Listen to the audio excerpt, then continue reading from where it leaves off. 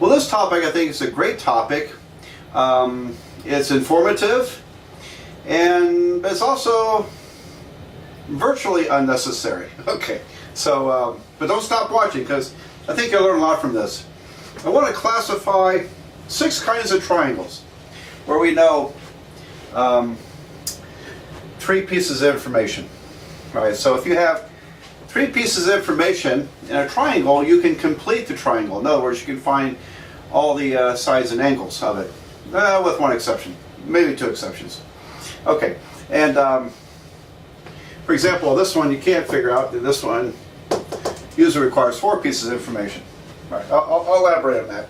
So, so I think this is a great discussion. It's informative. You learn a lot from it. But generally, when you're working problems with acute angles, triangles, or obtuse triangles, you generally just figure it out. If it looks like this law of sines won't get it for you, then try the law of cosines. One of those 2 should work in almost every case. All right, so this means angle, angle, angle. So if I had a triangle where I knew just the angles, let me just make up numbers: 50 degrees, 80 degrees, and what's the other one? Oh, this would have to be 50, wouldn't it? Okay. Could I solve the triangle? Well, the problem is that I don't have any lengths. Without length, I don't know what size it is, because I can create the same triangle in proportion, different sides, but same proportions, same angles, but we still can't tell what the sides are. So this one is a, you can't solve it with law of sines or cosines, and so we call it similar triangles. All right. Similar triangles, they're wonderful, except you have to have a length in order to establish any kind of sides. Now, this one, angle, angle, side. Let me give you an example of that. So here's a triangle where I know 2 angles and then a side. So suppose this angle is 50 degrees, and this one is 10 degrees. So what's the other one? This one's got to be 20. I think that adds up to 180. All right. Nope, nope, nope, nope, nope. I wasn't going to put the 20 in there. Otherwise, I'm back to similar triangles. Now, we can figure out 20 degrees for this triangle. But if I know this side, suppose this side has length 17. Okay. So, if you're not familiar with this, I learned this in geometry. I don't know if all geometry classes cover this anymore. But angle, angle, sides means if I start at an angle and go around consecutively, it's consecutively angle, angle, and then side. You could also call it side, angle, angle. But because there's gaps in here, you can't go side, angle, angle. Okay, actually it didn't work. Or I can't do angle, side, angle. It has to be consecutive angles and lengths. Does that make sense? Angle, angle, side. There it is.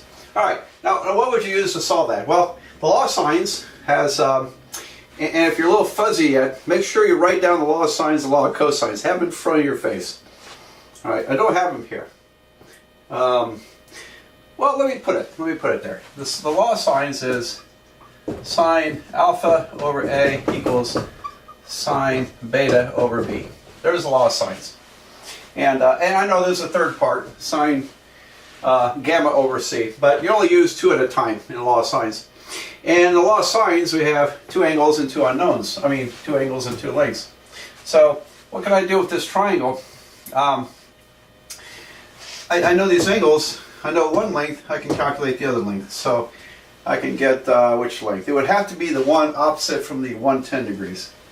So there's my length. Okay. And now we can solve for that x, and then everything else is going to fall into place. We can finish solving the problem. So, 2 angles on the side, as an angle side, that's a law of sines problem. All right, now let's see. Angle, side, angle. Let me draw another one. And by the way, I should write up the law of cosines. Let's see, what is it? I can write it as a squared equals to b squared plus c squared minus 2bc cosine theta. All right, so, and going back here, I erased my picture, I realized, but here I do two angles in one side, and I can only plug one angle into here, and with one side it leaves two sides unknown, so definitely no law of cosines here. Angle, side, angle, same idea, because I only know one side, so an angle, side, angle triangle might look like this. Let's suppose that's 80 degrees, and this is, no, I don't know, 70 degrees, and this is 30.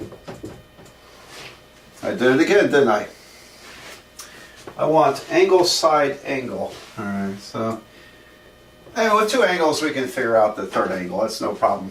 But I suppose this is 29. So now this one is angle, side, angle, because the side is between the two angles. See that? Angle, side, angle. So it's a different situation from angle, angle, side. All right, can we solve the triangle? Again, we can't do it with the law of cosines, because I only have one side, and there's two sides here that are unknown. I won't be able to solve the equation. For law of sines, I'll need this angle, but I can get this angle, can't I? If you know these two, then because they add up to 180, this will be 30 degrees. So now I can write 29 divided by sine 30 equals to x, let's see, 29 over sine 30 degrees equals to x over sine 70 degrees. There we go. And we can calculate that side. So, law of sines, not law of cosines. Okay. Now you're probably guessing, I bet these are, well, this one has to be a law of cosines. What about those two? All right, well, let's continue on. The side angle side property. So I got a triangle. There we go. Side angle side. Suppose this is 45. That angle is 35 degrees. And this side is, what would that be? Maybe 82. I'm just making up numbers. But that is side angle side. See, side angle side. Side angle side. Alright. Now I have two sides known. And one angle. It's the law of cosines. And I could calculate the side opposite the angle. So this one would be x goes across the angle, so it would be x squared equals to 45 squared plus 82 squared minus 2 times 45 times 82 times cosine of 35 degrees. It's a law of cosines. Alright. And let's say this one last, because this is the tricky one. That's the tricky one. Side, side, side. I can't use law of sines, can I? Because, you know, both two angles, I don't know any angles, so I would have two unknowns at least. But if I know the three sides of a triangle, and we've done this before. So here's a triangle. This is 3, 7, and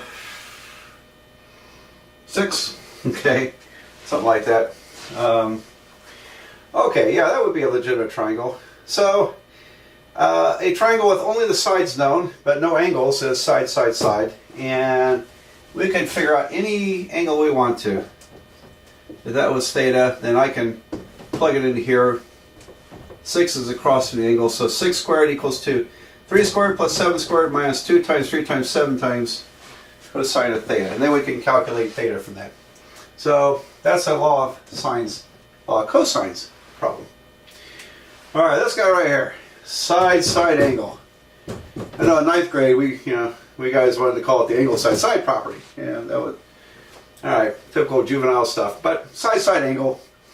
And this one is known as the ambiguous case. Now I've mentioned it before, and I want to draw a better picture of it, of the ambiguous case.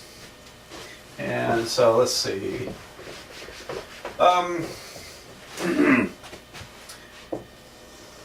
So here we go. I have side, side angle, side, side angle, side, side angle. let's go with this side here is, I don't know, 24. This is 37. And that angle is 40 degrees. Okay. So side angle. Side angle. All right. Now, I can draw another triangle with that same property. That looks different. It goes like this. Okay. And in fact, I'm going to erase this part right here. All right. And this is 40 degrees, 37, and 24. Same property, side angle. All right. So that's obviously a different triangle. So this is called the ambiguous case because there are two possible answers. If it's a legitimate triangle, then there are actually two legitimate triangles. Now the one exception is if you have a right triangle, where this is perpendicular here, you can only have one right triangle. But imagine this side swinging over to here. If it swings over here, it creates this triangle. This side swings over here, it creates that triangle. So I'm going to solve both of these, the ambiguous case, and we'll see what happens. So I'm going to do this erasing. Got your chart? All right. I don't know if you really need this chart. Like I said, I think it's a great discussion though, and mainly I want to get to the ambiguous case. So let me finish this up.